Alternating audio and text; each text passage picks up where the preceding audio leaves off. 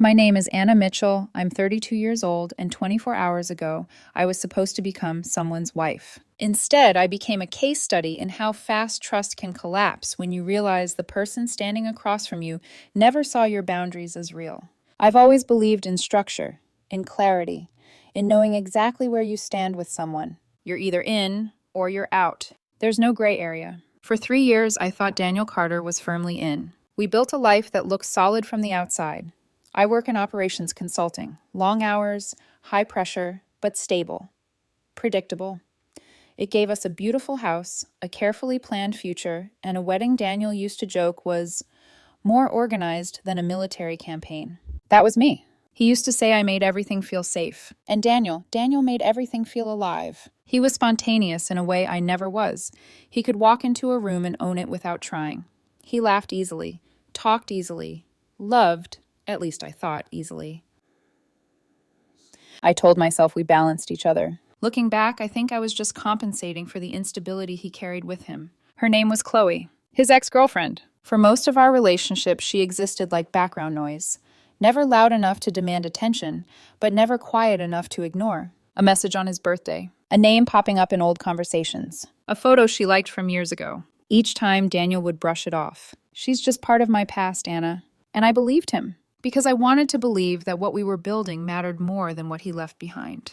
That belief lasted exactly 3 years. It ended in a church, on a Friday night, under soft lighting and white flowers that I had personally approved down to the exact shade. The rehearsal went perfectly. Our families were there, smiling, laughing. My father shook Daniel's hand with quiet pride. My older sister stood beside me, whispering jokes to calm my nerves. Everything felt aligned, like a system functioning exactly as designed. Afterward, we moved to the rehearsal dinner. Wine glasses clinked. People gave speeches. Daniel held my hand under the table, tracing lazy circles on my palm like nothing in the world could go wrong. If I close my eyes, I can still feel that illusion. It wasn't until we were saying goodbye outside the restaurant that something shifted. Daniel pulled me aside. His hand slipped out of mine too easily. "Hey," he said, his tone casual. Too casual. That was the first crack. "Don't wait up for me tonight." I blinked, thinking I misheard him. "What do you mean?" I asked. "We have to be up early. The wedding is tomorrow." He didn't look at me. Instead, he adjusted his watch, then the cuff of his sleeve. Small, meaningless movements, but they told me everything. "Chloe's in town," he said finally. "She reached out. She just wants to talk. Get closure." Closure. The word hung in the air like something rotten. I stared at him. "The night before our wedding," I said slowly, "you want to go have drinks with your ex-girlfriend." "It's not like that," he replied quickly. "It's just to close that chapter before I start a new one with you." I felt it then. Not anger. Not yet. Something colder. A quiet internal recalibration. A few feet away, my sister had gone completely still. I could feel her eyes on us, hear the subtle shift in conversation from nearby guests who had caught just enough to understand what was happening. This wasn't private. This was a performance. And Daniel didn't even realize it. Or worse, he didn't care. "You're not asking me," I said. He hesitated. "No," he admitted. "I'm telling you." That was the moment everything snapped into focus. Not dramatically, not loudly, just cleanly, like a line being drawn. He expected a reaction. I could see it in this way he watched me, bracing for anger, for tears, for a scene he could later dismiss as overreaction. But I didn't give him that, because suddenly, this didn't feel like a relationship anymore. It felt like a problem, and I'm very good at solving problems. I took a slow breath. Then I smiled. A small one, tight, controlled. "Okay," I said evenly. "I understand." The relief on his face was immediate. "Really?" he asked, almost laughing. "Thank you for being so understanding." Understanding. That word again? He leaned in and pressed a quick kiss to my cheek. It felt distant, like something already ending. "I won't be late," he added. But he was already stepping back, already leaving, already choosing. I watched as he walked toward the waiting car, his silhouette shrinking under the streetlights. The door closed. The car pulled away. And just like that, he was gone. My sister rushed over immediately. "Anna, tell me you're not actually okay with that." I pulled my phone out of my bag, my fingers steady. "No," I said calmly. "I'm not." She frowned. "Then what are you going to do?" I looked down at the screen as it lit up in my hand. 100 small details already aligning in my mind. The timeline. The variables. The outcome. "I'm not going to argue with him," I said. I glanced up, meeting her eyes. "I'm going to fix it." She stared at me, confused. "The wedding is in 12 hours. I nodded slightly.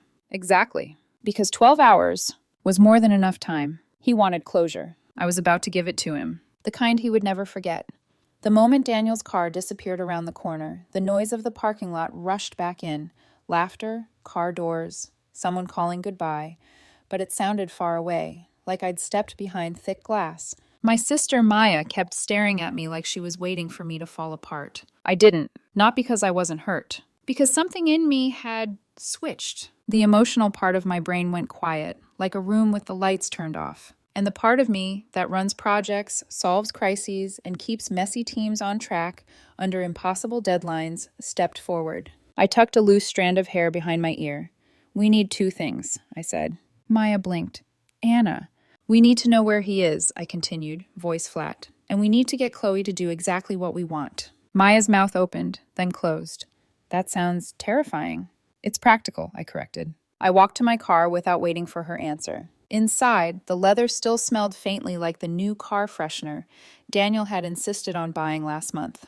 I hated it now. It felt like someone else's life. Maya slid into the passenger seat, still buzzing with adrenaline. "You're not going to do something illegal, are you?" "No," I said, and for the first time I meant it like a promise. "I'm going to do something inevitable." I opened my phone. Daniel and I shared location. His idea, ironically. Transparency, he'd called it. No secrets. I tapped the map. There he was, a blinking dot downtown at a dim cocktail bar called The Alibi.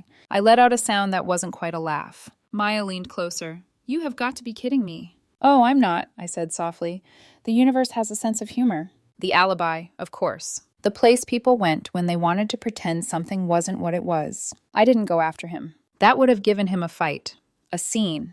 A version of me he could paint as hysterical to justify what he was doing. Number Daniel could keep his story. I was about to rewrite it. Step 2. Chloe. I didn't have her number, but I had enough. I knew her last name from the handful of times Daniel had said it too casually. I knew where she worked because once, only once, he'd mentioned her job in passing like it didn't matter. And I knew the kind of person she was because of the way she hovered at the edges of our relationship without ever fully disappearing. I pulled up a professional profile. There she was, Chloe Bennett. Her photo was polished and confident, chin tilted slightly up, eyes locked on the camera like she was daring it to look away first. A woman who didn't just want attention. A woman who needed to win. Maya let out a low whistle. "She looks like she'd smile while stabbing you." "Exactly," I said. Then I did something I hadn't done in years. I downloaded a burner number app. Maya's head snapped toward me. "Anna." "This isn't about spying," I said, thumbs moving quickly. "It's about positioning." Within 60 seconds, I had a fresh number. Now, the message. I stared at the blank screen, feeling oddly calm. This wasn't rage writing.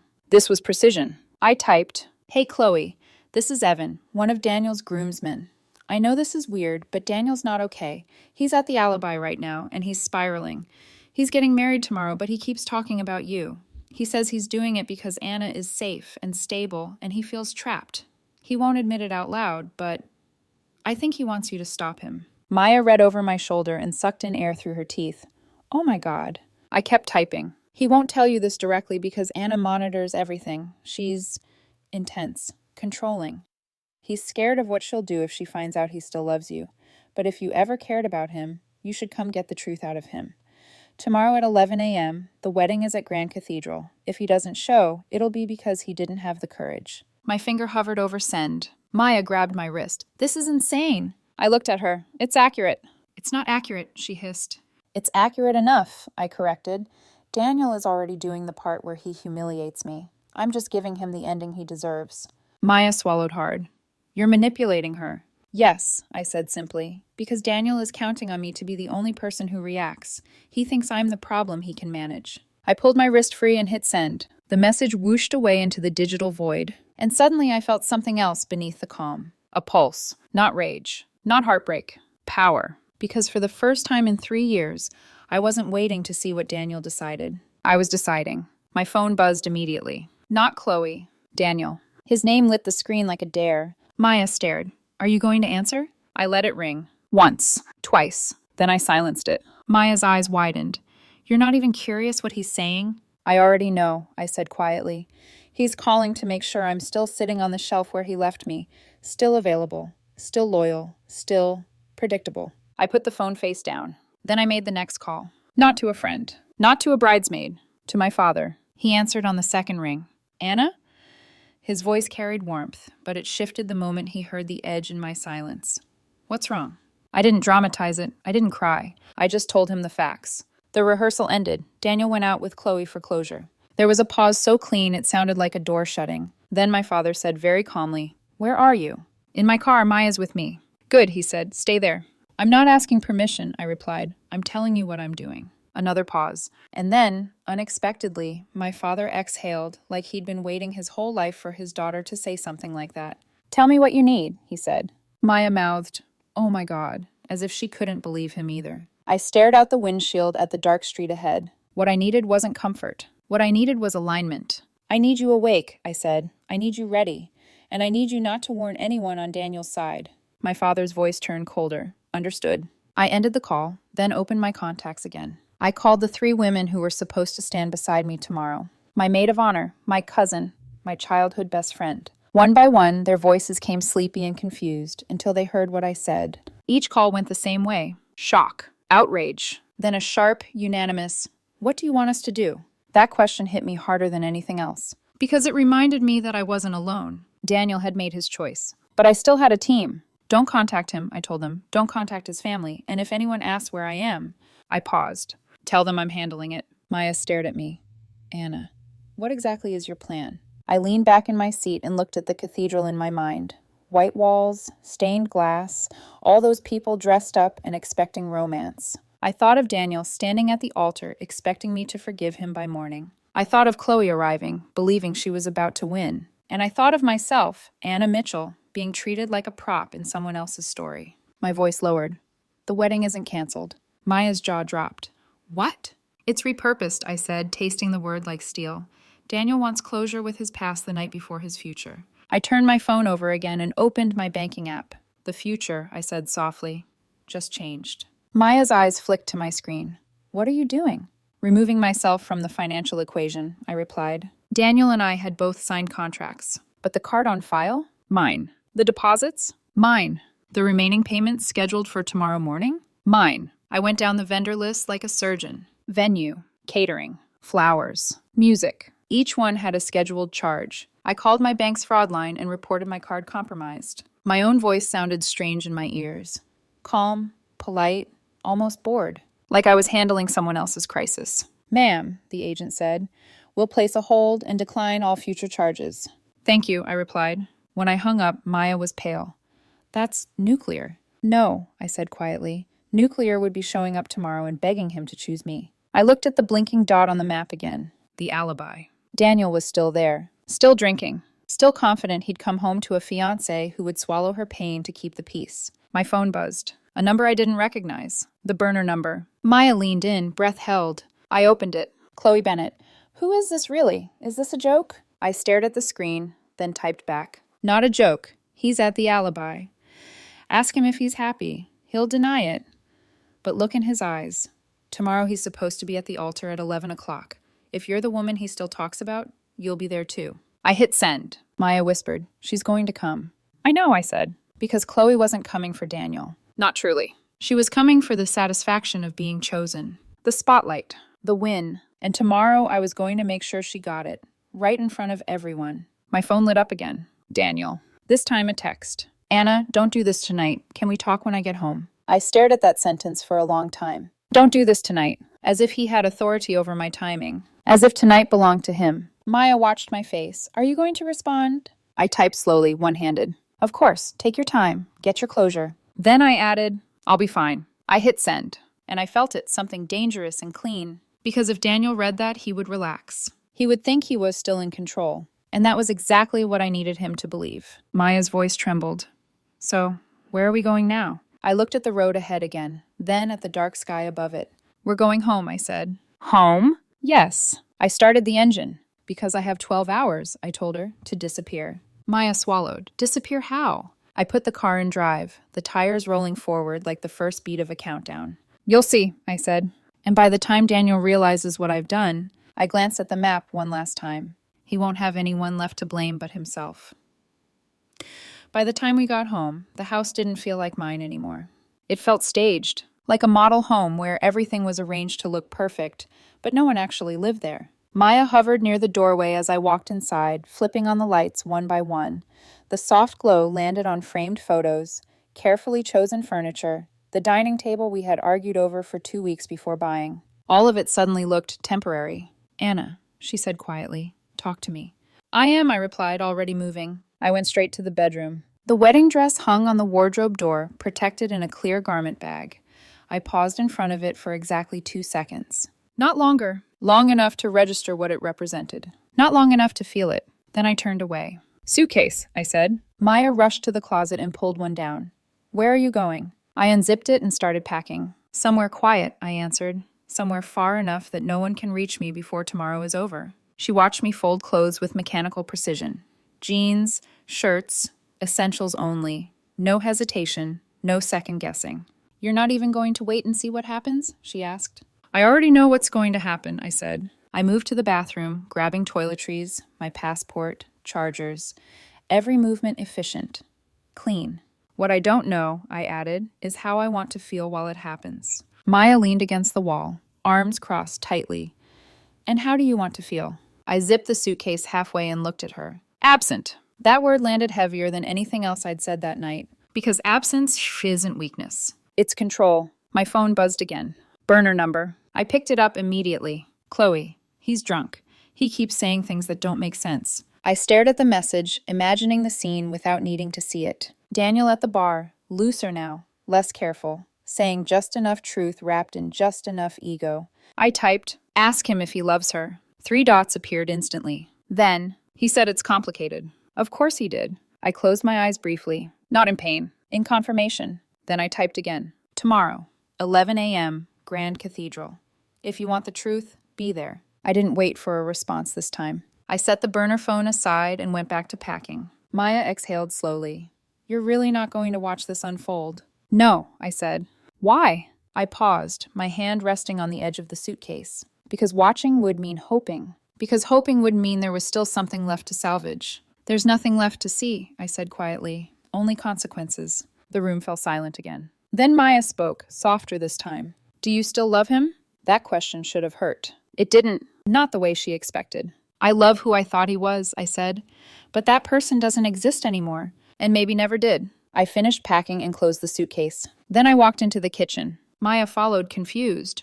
"What are you doing now?" I opened a drawer and took out a small velvet box. My engagement ring. For a moment, just a moment, I turned it in my fingers, watching how the light caught on the diamond. Daniel had spent weeks choosing it. He'd said he wanted something timeless, something that would last. I set it down on the counter. Then I walked to the bookshelf. There, tucked carefully between old photo albums, was one that had nothing to do with us. My parents' wedding album. I pulled it out slowly, opening to the first page. 2 people standing side by side, looking at each other like the world made sense. Like commitment meant something real. I placed the album flat on the kitchen counter. Then I moved the engagement ring on top of it. Centered. Deliberate. Maya's voice broke slightly. "Anna."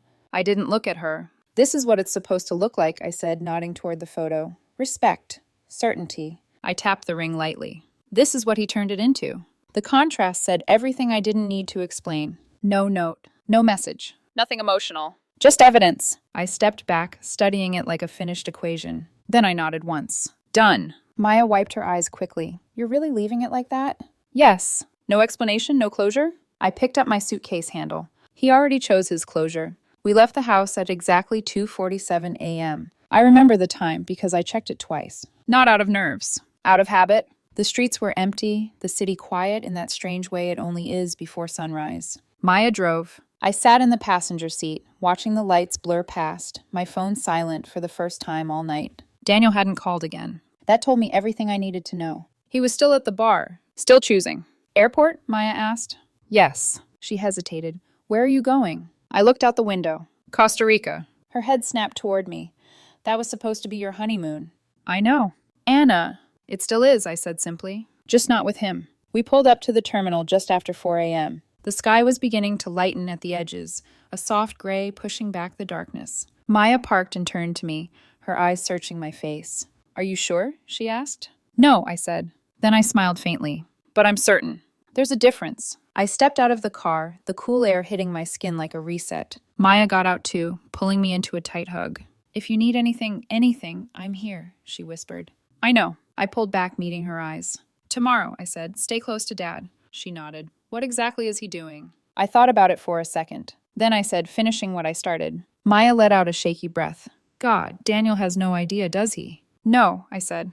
And for the first time, there was the faintest edge of something in my voice. Not anger. Not sadness. Something sharper. He really doesn't.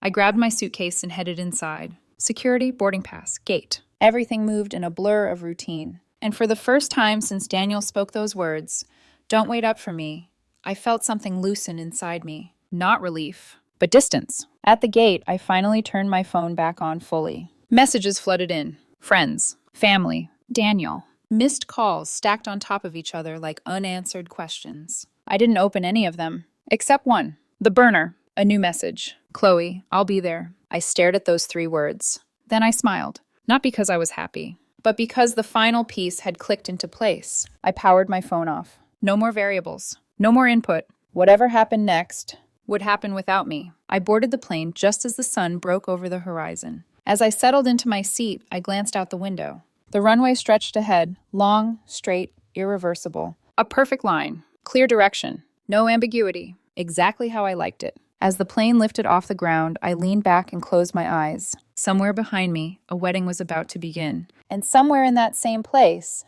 a man was about to realize he had just lost everything. When I turned my phone back on, I was sitting at a beachside cafe in Costa Rica. Salt in the air, sun on my skin, a cup of coffee in front of me that tasted better than anything I'd had in weeks. For a moment, I just held the phone. Still, because I knew the second I unlocked it, the silence would end. I tapped the screen, and the world exploded. Messages flooded in faster than I could read them. Missed calls stacked into the dozens. Texts from numbers I didn't even recognize. My sister, my father, friends, unknown numbers, even Daniel. Especially Daniel. I didn't open his messages. Not yet. Instead, I opened the one thread that mattered. Maya. Her last message was time-stamped exactly 11:02 a.m., right when the ceremony should have started. I clicked it, and I began to read. 11:02 a.m., Maya. He's here. I exhaled slowly. Of course he was. Daniel Carter always showed up, just not for the right things. 11:05 a.m. Maya. Guests are seated. Your side is different. Everyone knows something's up. I could picture it. My family sitting still. Calm. Waiting. Not confused. Not shocked. Prepared. Daniel's side, probably smiling, relaxed, expecting a normal wedding. Expecting me. 11:08 a.m. Maya. Chloe is here. That made me sit up straighter. I set my coffee down carefully. 11:09 a.m. Maya. Anna. She's standing at the front. Front. Not the aisle. Not the back. The front. At the altar. Exactly where she believed she belonged. I could almost see her. Perfect posture, controlled expression, convinced she was about to win something. 11:10 a.m. Maya. Daniel just walked in. I closed my eyes for a second. That moment. That exact second. Everything colliding. 11:10 a.m. Maya. Oh my God. My chest tightened. Not with panic. With anticipation. 11:11 a.m. Maya. He just froze. Of course he did. Because in Daniel's version of reality, I was supposed to be at the end of that aisle. Waiting. Forgiving. Predictable. Instead, he was looking at Chloe. 11:11 a.m. Maya. Anna. I wish you could see his face. I leaned back in my chair, letting the image form anyway. Daniel standing there in his suit. The music playing. The doors already open. Guests watching. And then, that flicker. Confusion. Then recognition. Then the slow, sick realization. 11:12 a.m. Maya. He's asking where you are. I let out a soft breath. Too late. 11:12 a.m. Maya. Chloe looks confused now. Of course she did. Because this wasn't the story she thought she was walking into. She expected a rescue. A dramatic declaration. Not this. 11:13 a.m. Maya. The officiant doesn't know what to do. I almost smiled. Then, the message that made everything stop. 11:14 a.m. Maya. Dad is standing up. I straightened in my seat. My fingers tightened slightly around the phone. Because this part mattered. A pause. Longer than the others. Then, 11:15 a.m. Maya. He has a microphone. I could hear it in my head already. My father's voice. Calm. Measured. Unshakable. 11:16 a.m. Maya. He's speaking. I didn't blink. 11:16 a.m. Maya. He said, "Good morning. It seems there has been a change of plans." Simple, clean, exactly like him. 11:17 a.m. Maya. He was informed last night that his fiancée chose to spend the evening seeking closure with someone from her past. I felt something shift in my chest. Not pain, recognition. 11:17 a.m. Maya. He decided to support that decision. A pause in the messages. I could imagine the silence in that cathedral, every eye turning, every assumption cracking. 11:18 a.m. Maya. So instead of a wedding built on uncertainty, we have arranged something more honest. I let out a slow breath. 11:18 a.m. Maya. It appears this is the future he truly chose. And there it was. No shouting, no insults, no chaos. Just truth, delivered publicly. Irrefutable. 11:19 a.m. Maya. Anna. The typing bubble appeared. Disappeared. Appeared again. 11:19 a.m. Maya. It's chaos. I finally picked up my coffee again, took a slow sip, and read the rest. 11:20 a.m. Maya. Daniel is yelling. Of course he was, because control had slipped. And without control, he had nothing. 11:20 a.m. Maya. He keeps saying this is a misunderstanding. I almost laughed. 11:21 a.m. Maya. Chloe just stepped back. There it was. The moment she recalculated. Because suddenly, winning didn't look like winning anymore. 11:21 a.m. Maya. She asked him if what Dad said is true. Silence again. Then, 11:22 a.m. Maya. He didn't answer. That was all the answers she needed. 11:22 a.m. Maya. She just walked away. I closed my eyes briefly. One piece removed. 11:23 a.m. Maya. Guests are leaving. Some are arguing. Of course. Because people don't like watching illusions collapse. It forces them to question their own. 11:24 a.m. Maya. Daniel is standing there alone. Alone. Exactly where he put me the night before. 11:25 a.m. Maya. Anna, it's over. I stared at the screen. At those words. It's over. I thought I'd feel something bigger. Something louder. But instead, there was just stillness. Like the moment after a storm passes and everything is quiet in a way that feels almost unreal. My phone buzzed again. A new message. From Daniel. I opened it this time. Just one. Where are you? What did you do? I looked at the words for a long moment. Then I typed back. I gave you exactly what you asked for. I paused. Then added. Closure. I hit send. Then I turned my phone off again. Set it face down on the table. And leaned back in my chair, letting the ocean stretch out endlessly in front of me. Behind me. A wedding had turned into a reckoning. And for the first time in a long time, I wasn't part of the chaos. I was free from it. I stayed in Costa Rica for 2 weeks, long enough for the noise to peak, and then start to fade. At first, I didn't check anything. No messages, no emails, no missed calls. Just mornings filled with sunlight and unfamiliar quiet. I walked along the shoreline before sunrise, when the world felt untouched. I let the rhythm of the waves replace the constant hum of responsibility that had defined my life for years. For the first time in a long time, there was no one waiting for me to respond. No expectations. No negotiations. Just space. And in that space, something inside me settled. Not healed, but clarified. Because distance has a way of stripping things down to their truth. And the truth was simple. Daniel didn't lose me at the altar. He lost me the moment he believed I would stay after being disrespected. When I finally turned my phone back on, really turned it on, the storm was still there. But it had changed. Less explosive. More desperate. Voicemails from Danielle filled my inbox. Dozens of them. I didn't listen to all of them. Just one. His voice came through uneven, like he hadn't slept. Anna, please. This isn't what it looks like. I don't know what you think you saw, but it's not.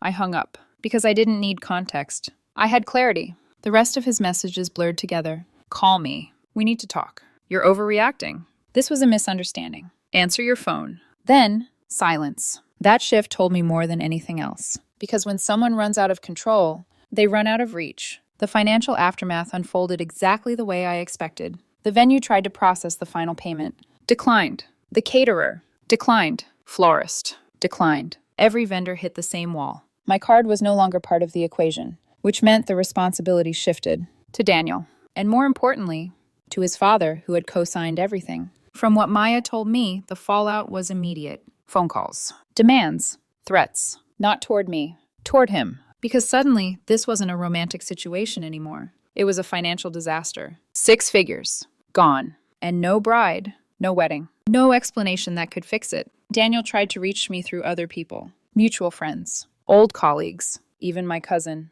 Each message carried a different tone: confusion, anger, then guilt, then something that almost sounded like fear. I didn't respond, not because I was avoiding him, but because there was nothing left to say. You can't negotiate with a decision that's already been made. Chloe, from what I heard, didn't stay long after everything collapsed. She left the church within minutes, didn't answer his calls, didn't defend him, didn't explain. Because whatever illusion she walked in with, it shattered faster than mine did. And unlike me, she had no reason to stay and process it. She just walked away. Clean. When I returned home, the house was exactly as I left it. Quiet. Still. Untouched. For a moment, I stood in the doorway, suitcase in hand, expecting something to hit me. Memories. Regret. Something. But all I felt was distance. Like I was standing in a place that used to belong to someone else. Daniel's shoes were still by the door. His jacket still draped over the chair. A coffee mug in the sink. Small, ordinary things. Fragments of a life that had already ended. I didn't call him.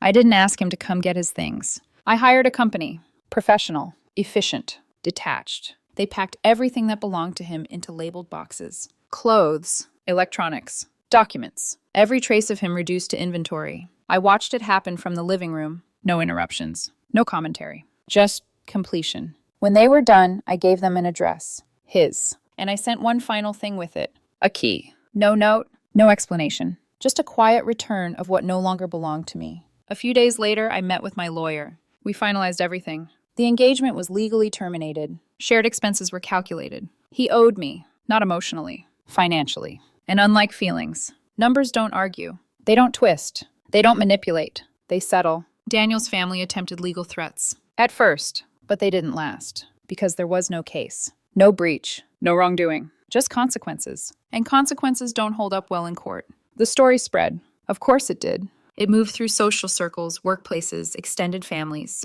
Each version slightly different. Each retelling sharper than the last. But the core remained the same. Daniel Carter, the man who went out with his ex the night before his wedding, and ended up standing alone at the altar. About a month after I got back, I ran into someone unexpected. One of the groomsmen. Evan. The real Evan. The one whose name I had used. He spotted me first. Hesitated. Then walked over, looking like he wasn't sure whether to apologize or salute. Anna, he said awkwardly. Evan, I replied calmly. He scratched the back of his neck. I heard what happened. I imagine you did. He let out a short breath. For what it's worth, none of us knew he was going to do that. We told him it was a terrible idea. I believe you, I said. He studied my face, like he was trying to find some trace of anger. You don't seem... He paused, searching for the word, upset. I was, I said. Past tense? Yes. He nodded slowly, then gave a small, almost impressed smile. He really underestimated you. I held his gaze for a moment. Yes, I said quietly. He did. That night, I sat alone in my living room. No noise. No tension. No expectations. And I realized something that hadn't been clear before. Daniel didn't break my heart. He revealed something. Something I might have ignored for years if he had just been slightly more careful. Slightly more respectful. Slightly less obvious. But he wasn't. And because of that, I got the truth. All at once. Without delay. Without illusion. And sometimes, that's the cleanest ending you can get.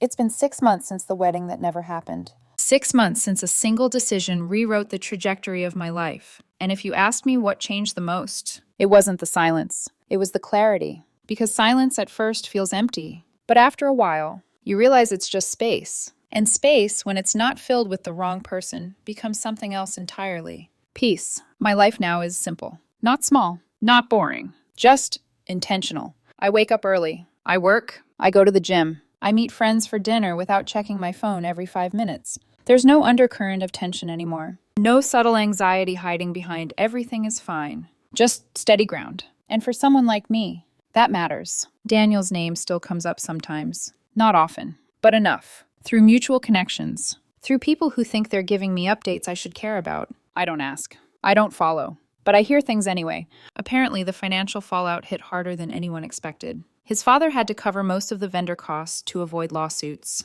It wasn't just embarrassing. It was expensive. The kind of expensive that lingers. The kind that changes conversations at family dinners. As for Daniel, he moved out of the house we were supposed to share. Downsized. Changed jobs. Not by choice, by necessity. And Chloe? She didn't stay, not even for a week. From what I was told, she cut him off almost immediately. No dramatic goodbye, no second chance. Just absence. The same thing he gave me. 2 months ago, something unexpected happened. I was in a hardware store, looking for something completely unimportant. Paint samples, I think. And I heard someone say my name. Anna? I turned. It was Lena, one of my former bridesmaids. She looked nervous, like she wasn't sure how this conversation would go. Hi, I said calmly. She smiled, but it didn't quite reach her eyes.